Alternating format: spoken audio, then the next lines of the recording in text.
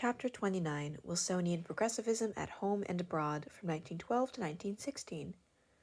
American enterprise is not free. The man with only a little capital is finding it harder and harder to get into the field, more and more impossible to compete with the big fellow. Why? Because the laws of this country do not prevent the strong from crushing the weak. Woodrow Wilson, The New Freedom, 1913. Office-hungry Democrats, the outs since 1897, were jubilant over the disruptive Republican brawl at the convention in Chicago. If they could come up with an outstanding reformist leader, they had an excellent chance to win the White House. Such a leader appeared in Dr. Woodrow Wilson, once a mild conservative but now a militant progressive. Beginning professional life as a brilliant academic lecturer on government, he had risen in 1902 to the presidency of Princeton University, where he had achieved some sweeping educational reforms.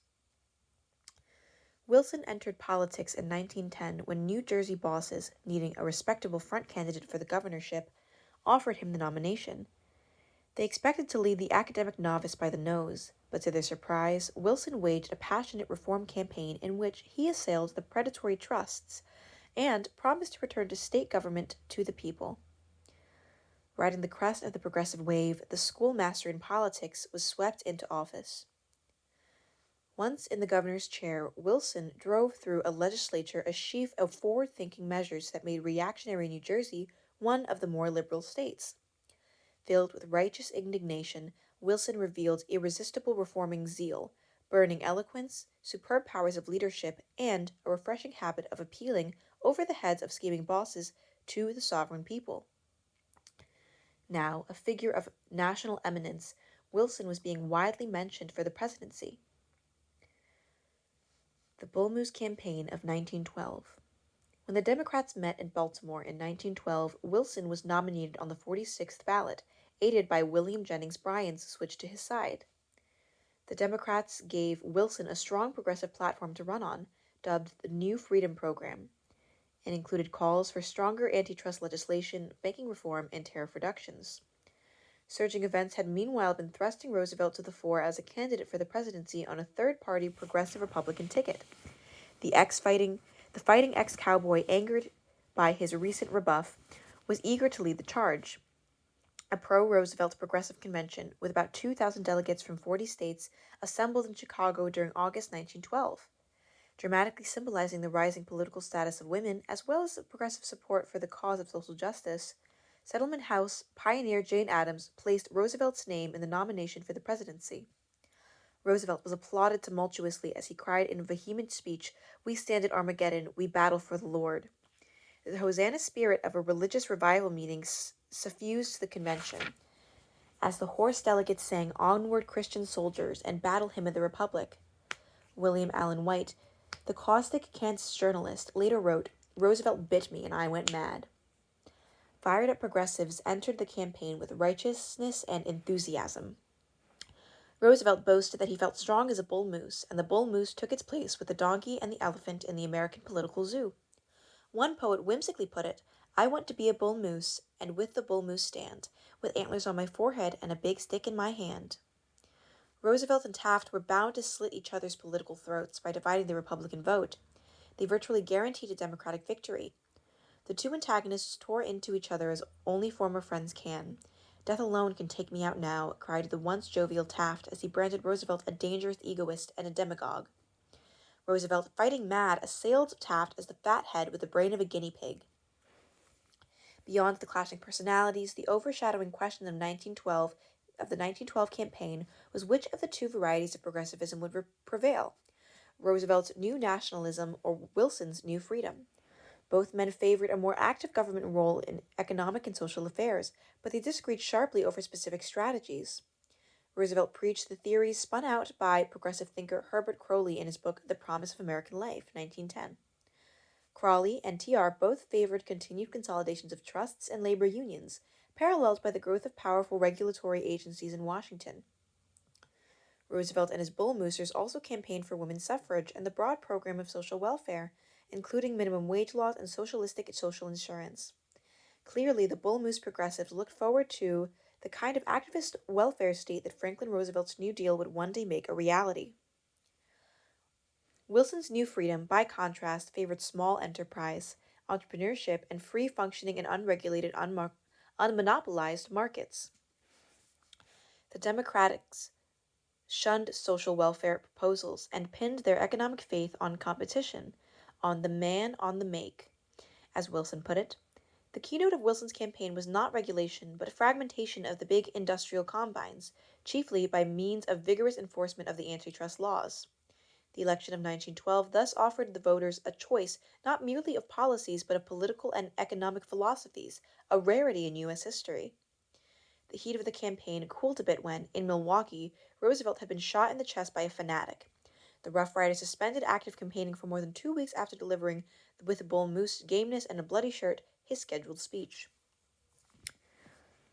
Woodrow Wilson, a minority president.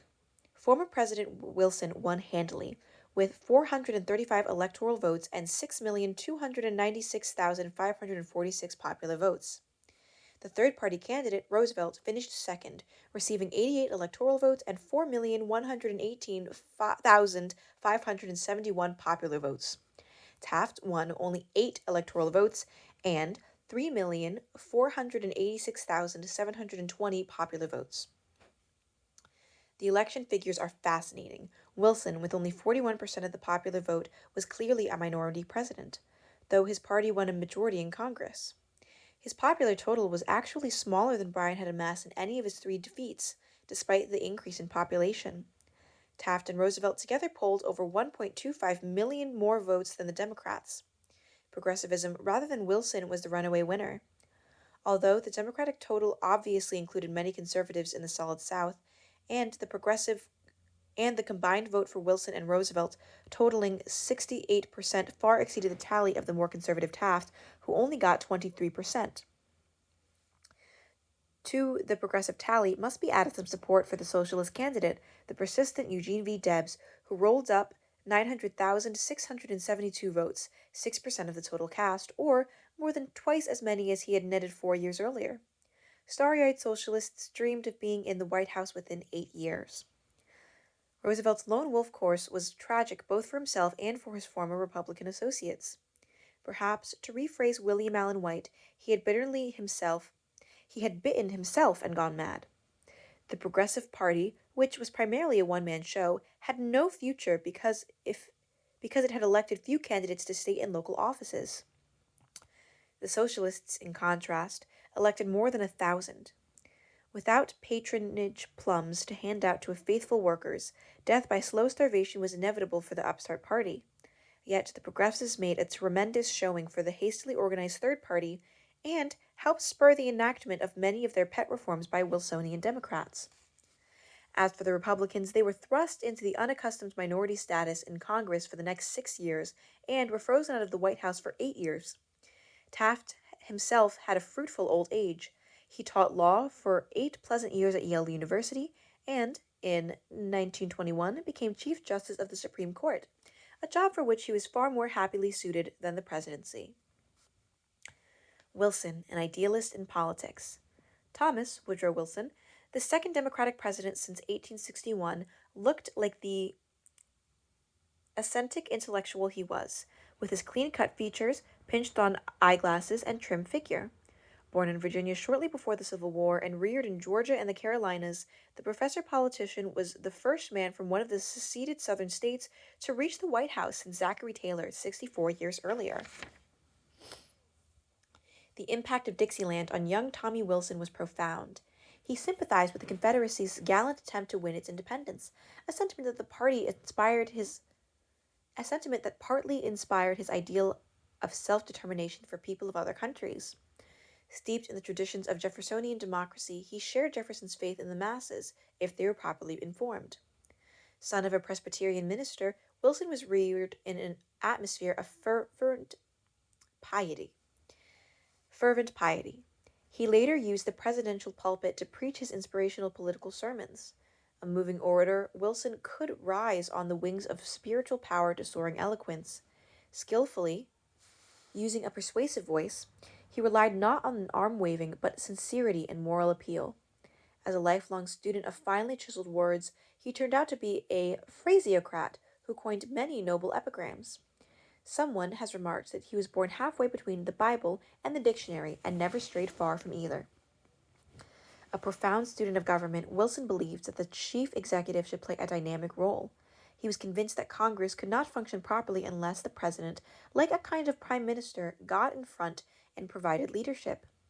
He enjoyed dramatic success, both as a governor and as a president, in appealing over the heads of legislators to the sovereign people. Splendid though Wilson's intellectual equipment was, he suffered from serious defeats of personality. Though jovial and witty in private, he could be cold and standoffish in public.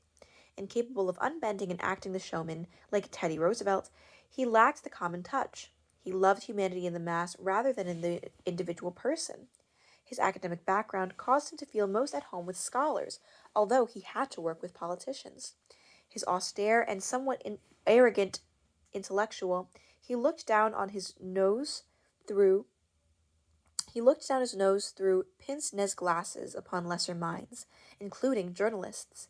He was especially intolerant of stupid censitors, whose bungalow minds made him sick.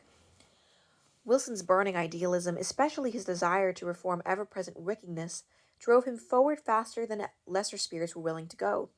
His sense of moral righteousness was such that he often found compromise difficult. Black was black, wrong was wrong. And one should never compromise with wrong. President Wilson's Scottish Presbyterian ancestors has passed on to him an inflexible stubbornness. When convinced that he was right, the principled Wilson would break before he would bend, unlike the pragmatic Roosevelt. Few presidents had arrived at the White House with a clearer program than Wilson's, or one destined to be so completely achieved. The new president called for an all-out assault on what he called the triple wall of privilege: the tariff, the banks, and the trust. He tackled the tariff first, summoning Congress into special session in early 1913. In a precedent-shattering move, he did not send his presidential message over to the Capitol to be read loudly by a board clerk, as had been the custom since Jefferson's day. Instead, he appeared in person before a joint session of Congress and presented his appeal with stunning eloquence and effectiveness. Moved by Wilson's aggressive leadership, the House swiftly passed the Underwood Tariff, which provided for a substantial reduction of rates. When a swarm of lobbyists descended on the Senate seeking to disembowel the bill, Wilson promptly issued a combative message to the people, urging them to hold their elected representatives in line. The tactic worked, and the force of a public opinion aroused by the president's oratory secured late in 1913 final approval of the bill Wilson wanted. The new Underwood Tariff substantially reduced important fees. It was also a landmark in tax regulation. Under authority granted by the recently ratified 16th Amendment, Congress enacted a graduated income tax beginning with a modest levy on incomes over $3,000, then considerably higher than the average family's income. By 1917, revenue from the income tax shot ahead of the receipts from the tariff, and this gap has since been vastly widened. I just wanted to say, on this page, we have a picture of Woodrow Wilson at Princeton commencement with Andrew Carnegie. They're both in, caps, like they're graduating, I guess. And then we also have a political cartoon titled Reading the Death Warrant. And the caption says, "This cartoon appeared in a New York newspaper soon after Woodrow Wilson called for a dramatic reform of the banking system before the House of Congress. With the money trust of bankers and businessmen cowed, Wilson was able to win popular congressional support for the Federal Reserve Act of 1913. We're going to hear more about that now. In Wilson battles with the bankers. A second bastion of the triple wall of privilege was the antiquated and inadequate banking and currency system, long since outgrown by the Republic's lusty economic expansion. The country's financial structure, still creaking along under the Civil War National Banking Act, revealed glaring defects. Its most serious shortcoming, as exposed by the Panic of 1907, was the inelasticity of the currency. Banking reserves were heavily concentrated in New York and a handful of other large cities and could not be mobilized in times of financial stress into areas that were badly pinched. In 1908, Congress had authorized an investigation headed by a mossback banker, Republican Senator Aldrich. 3 years later, Aldrich's special commission recommended a gigantic bank with numerous branches, in effect a third Bank of the United States. For their part, Democratic banking reformers heeded the findings of the House committee chaired by Congressman Arsene Pujo? Sure. which traced the tentacles of the money monster into the hidden vaults of American banking and business. President Wilson's confidant, progressive-minded Massachusetts attorney Louis D. Brandeis, further fanned the flames of reform with his incendiary, though scholarly book, Other People's Money and How Bankers Use It, 1914. In June 1913, in a dynamic second personal appearance before both Houses of Congress, the president delivered a stirring plea for sweeping reform of the banking system. He ringingly endorsed Democratic proposals for a decentralized bank in government hands, as opposed to Republican demands for a huge private bank with 15 branches. Again appealing to the sovereign people, Wilson scored another triumph. In 1913, he signed the epochal Federal Reserve Act, the most important piece of economic legislation between the Civil War and New Deal. The Federal Reserve Board, appointed by the President, oversaw a nationwide system of 12 regional reserve districts, each with its own central bank. Although these regional banks were actually bankers' banks owned by members of financial institutions, the final authority of the Federal Reserve Board guaranteed a substantial measure of public control. The board was also empowered to issue paper money, Federal Reserve notes, backed by commercial paper, such as promissory notes of business people. Thus, the amount of money in circulation could be swiftly increased as needed for legitimate requirements of business. The Federal Reserve Act was a red-letter achievement. It carried the nation with flying banners through the financial crisis of the First World War of 1914 to 1918. Without it, the Republic's progress towards the modern economic age would have been seriously retarded.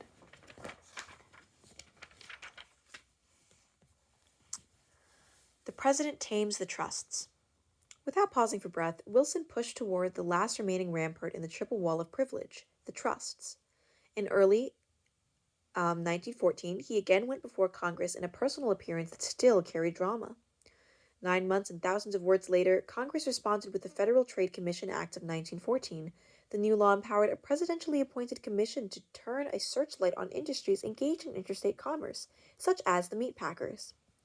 The commissioners were expected to crush monopoly at the source by rooting out unfair trade practices, including unlawful competition, false advertising, mislabeling, adulteration, and bribery. The knot of monopoly was further cut by the Clayton Antitrust Act of 1914. It lengthened the shop-worn Sherman's Act list of business practices that were deemed objectionable, including price discrimination and interlocking directorates, whereby the same individuals served as directors of supposedly competing firms, an end often achieved through holding companies. The Clayton Act also conferred long overdue benefits on labor. Conservative courts had unexpectedly been ruling that trade unions fell under the same anti-monopoly restraint of the Sherman Act, a classic case involving striking hat makers in Danbury, Connecticut, who were assessed triple damages of more than $250,000, which resulted in the loss of their savings and homes. The Clayton Act therefore sought to exempt labor and agricultural organizations from antitrust prosecution, while explicitly legalizing strikes and peaceful picketing. Union leader Samuel Gompers hailed the act as the Magna Carta of labor because it legally lifted human labor out of the category of a commodity or article of commerce. But the rejoicing was premature, as conservative judges in later years continued to clip the wings of the union movement. Wilsonian progressivism at high tide. Energetically scalping the triple wall of privilege, Woodrow Wilson had treated the nation to a dazzling demonstration of vigorous presidential leadership.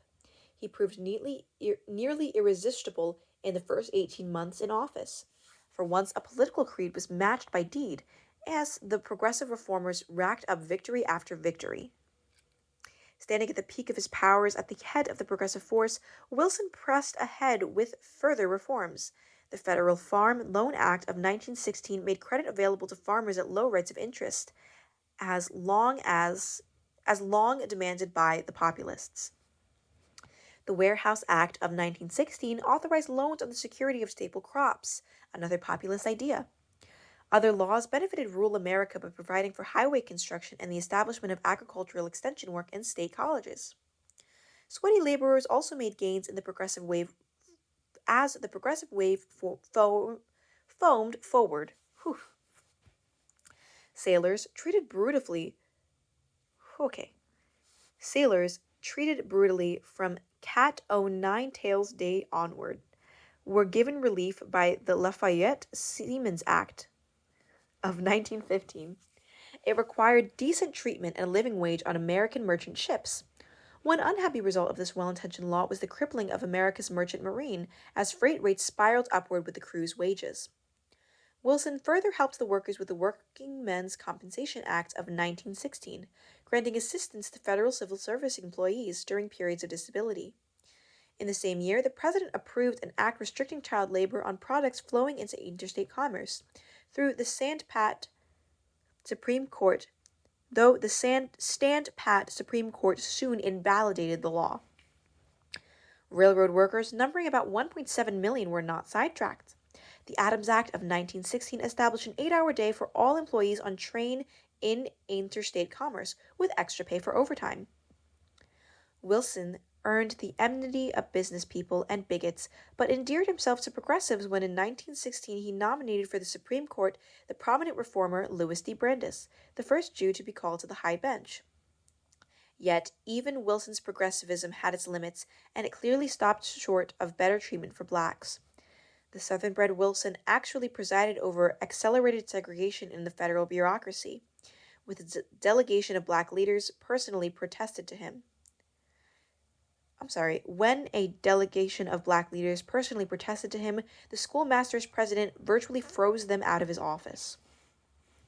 Despite this limitation, Wilson knew that to be re-elected in 1916, he had to identify himself clearly as the candidate of progressivism. He appeased business people by making conservative appointments to the Federal Reserve Board and the Federal Trade Commission, but he devoted most of his energy to cultivating progressive support. Wilson's election in 1912 had been something of a fluke, owing largely to the Taft-Roosevelt split in the Republican ranks. To remain in the White House, the president would have to woo the Bull Moose voters into the Democratic fold. New directions in foreign policy. In one important area, Wilson chose not to answer the trumpet call of the Bull Moosers. In contrast to Roosevelt and even Taft, Wilson recoiled from an aggressive foreign policy. Halting imperialism, he was repelled by TR's big stickism. Suspicious of Wall Street, he detested the so-called dollar diplomacy of Taft. In office only a week... In office only a week, Wilson declared war on dollar diplomacy. He proclaimed that the government would no longer offer special support to American investors in Latin America and China. Shivering from this Wilsonian bucket out of cold water, American bankers pulled out of the Taft-engineered six-nation loan to China the next day. In a similarly self-denying vein, Wilson persuaded Congress in the early 1914 to repeal the Panama Canal Tolls Act of 1912, which had exempted American coastwise shipping from tolls and thereby provoked sharp protests from the injured Britain. The president further chimed in with the imperial song of Bryan and other Democrats when he signed the Jones Act in 1916. It granted to the Philippines the boon of territorial status and promised independence as soon as a stable government could be established. Wilson's racial prejudices, however, made it difficult for him to anticipate anything other than long political tutelage for the Filipinos. Indeed, not until July 4th, 1946, 30 years later, did the United States accept Philippine independence. Wilson also partially diffused a menacing crisis with Japan in 1913.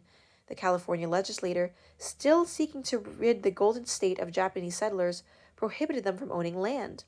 Tokyo, understandably irritated, lodged vigorous protest. At Fortress Corregidor in the Philippines, American gunners were put on around-the-clock alert. But when Wilson dispatched Secretary of State William Jennings Bryan to plead with the California legislature to soften its stand, tensions eased somewhat. Political turmoil in Haiti soon forced Wilson to eat some of his anti-imperialist words. The climax of the disorders came in 1914 to 1915, when an outraged populace literally tore to pieces the brutal Haitian president. How many pages are left? I don't really want to do this anymore. Guys, there's none of these little blue pages. Oh, that's okay. In 1915, Wilson reluctantly dispatched Marines to protect American lives and property. They remained for 19 years, making Haiti an American protectorate. In 1916, he stole a page from Roosevelt's corollary to the Monroe Doctrine and concluded a treaty with Haiti providing for U.S. supervision of finances and the police. In the same year, he sent the leather-necked Marines to quell riots in the Dominican Republic, and that debt-cursed land came under the shadow of Americans' eagle wings for the next 8 years. In 1917, Wilson purchased from Denmark the Virgin Islands in the West Indies, tightening the grip of Uncle Sam in these shark-infested waters.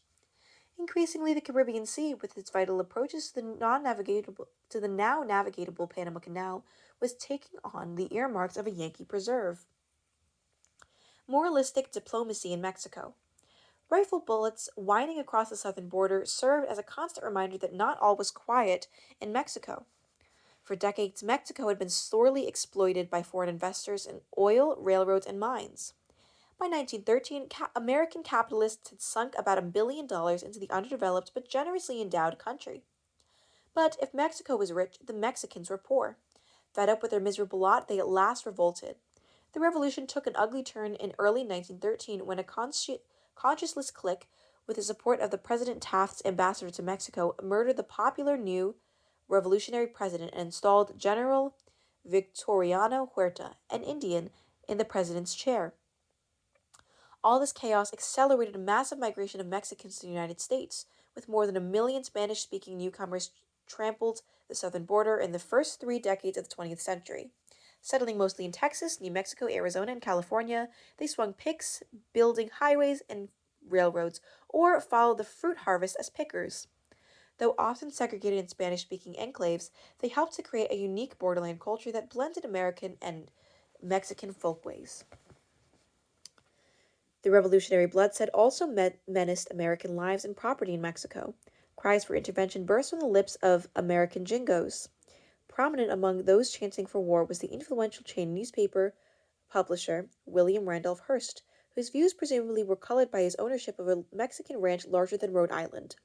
Yet, once again, President Wilson refused to practice the same old dollar diplomacy of his predecessors, deeming it perilous to determine foreign policy in the terms of material interests. Wilson strove as best as he could to steer a moral course in Mexico. He sent his aggressive ambassadors packing, imposed an arms embargo, and refused to recognize officially the most murderous government of that brute Huerta, even though the foreign powers acknowledged Huerta's bloody-handed regime. "I'm going to teach the South American republics to elect good men," the former president declared. He put his munitions where his mouth was in 1914 when he allowed American arms to flow to Huerta's principal rivals, white-bearded Venustiano Carranza, and the firebrand Francisco Pancho Villa. There's another political cartoon here titled "Wilson Confronts Huerta," captioned "A Mexican View of the Tense Standoff Between Wilson and the Mexican President Victoriano Huerta." The artist's rendering seems to reflect the famous observation of longtime Mexican leader Porfirio Diaz, "Poor Mexico, so far from God, so close to the United States." And back on the other page, we have a picture of the U.S. Marines in Haiti in 1919 with the caption, "The United States sent the Marines in Haiti in 1915 to protect American economic interests, and they remained for 19 years. That's a long time. Anyways, back to Mexico. The Mexican volcano erupted at the Atlantic seaport of Tampico in April 1914 when a small party of American sailors were arrested. The Mexicans promptly released the captives and apologized, but they refused the affronted American admiral's demands for a salute of 21 guns. Wilson, like the Green Day song, heavy-hearted but stubbornly determined to eliminate Huerta, asked Congress for authority to use force against Mexico. Before Congress could ask, Wilson ordered the Navy to seize the port of Veracruz to thwart the arrival of German steamer carrying Huerta-bound guns and ammunition. Huerta, as well as Carranza, hotly protested against this high-handed Yankee maneuver. Just as a full-dress shooting conflict seemed inevitable, Wilson was rescued by an offer of mediation from the ABC powers, Argentina, Brazil, and Chile. Huerta collapsed in July 1914 under pressure from within and without. He was succeeded by his arch-rival, Venustiano Carranza, still fiercely resentful of Wilson's military meddling. The whole sorry Tampico incident did not augur well for the future of the United States-Mexican relations. Pancho Villa, a combination of bandit and Robin Hood, had meanwhile stolen the spotlight. He emerged as a chief rival to President Carranza, whom Wilson now reluctantly supported. Challenging Carranza's authority while also punishing the gringos, Villa's men ruthlessly halted 16 young American mining engineers off the train traveling through northern Mexico in January 1916 and killed them. A month later, Villa and his followers, hoping to provoke a war between Wilson and Carranza, blazed across the border into Columbus, New Mexico, and murdered another 19 Americans. General John J. Blackjack Pershing,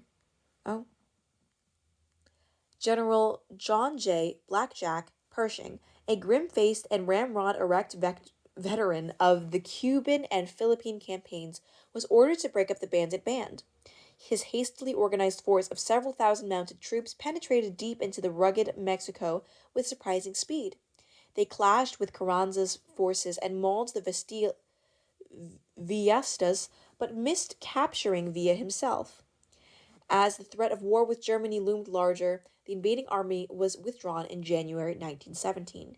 And there's yet another picture of Pancho Villa with his riding ragtag army circa 1916 in Mexico, with the caption, "His daring impetuosity, and horsemanship made Villa a hero to the masses of northern Mexico, yet he proved to be a violent and ineffective crusader against social abuses, and he was assassinated in 1923. Sorry, I burped. Thunder Across the Sea. Europe's powder magazine, long smoldering, blew up in the summer of 1914 when the flaming pistol of a Surrey patriot killed the heir to the throne of Austria-Hungary in Sarajevo. An outraged Vienna government, backed by Germany, forthwith presented a stern ultimatum to the neighboring Serbia.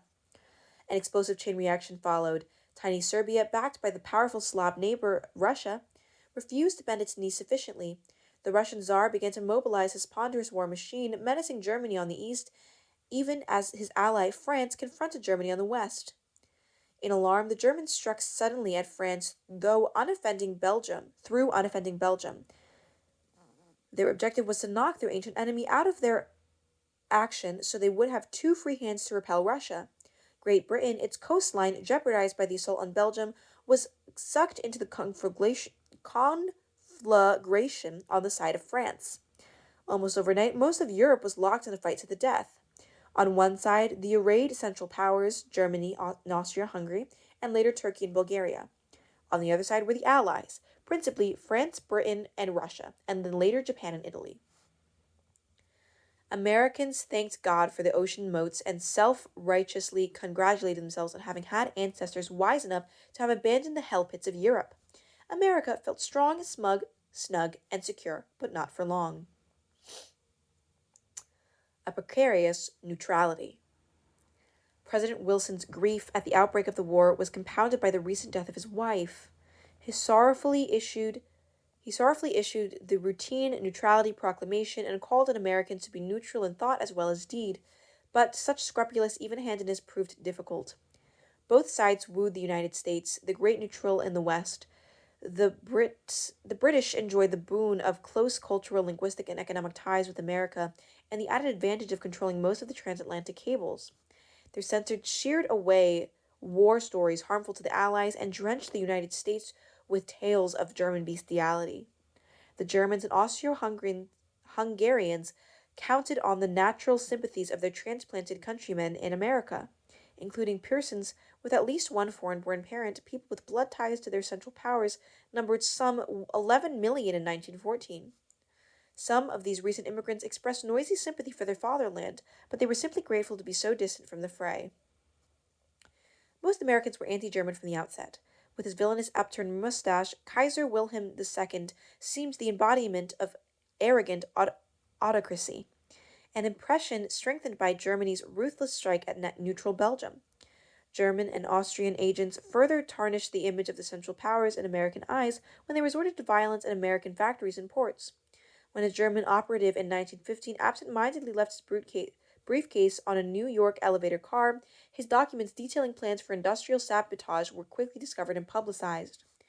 American opinion, already ill-disposed, yet further inflamed against the Kaiser and Germany.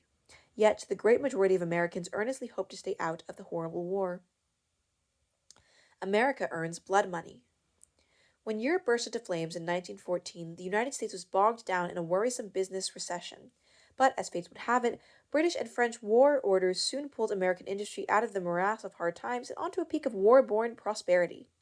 Part of this boom was financed by American bankers, notably the Wall Street firm of the J.P. Morgan and Company, which eventually advanced to the Allies the enormous sum of $2.3 billion during the period of American neutrality. The Central Powers protested bitterly against the immense trade between America and the Allies, but this traffic did not, in fact, violate the international trade neutrality laws. Germany was technically free to trade with the United States. It was prevented from doing so not only by American policy, but by geography and the British Navy. Trade between Germany and America had moved across the Atlantic, but the British controlled the sea lanes, and they threw a noose-tight blockade of mines and ships across the Northern Sea.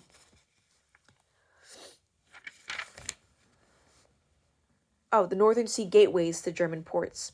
But over the unavailing protests of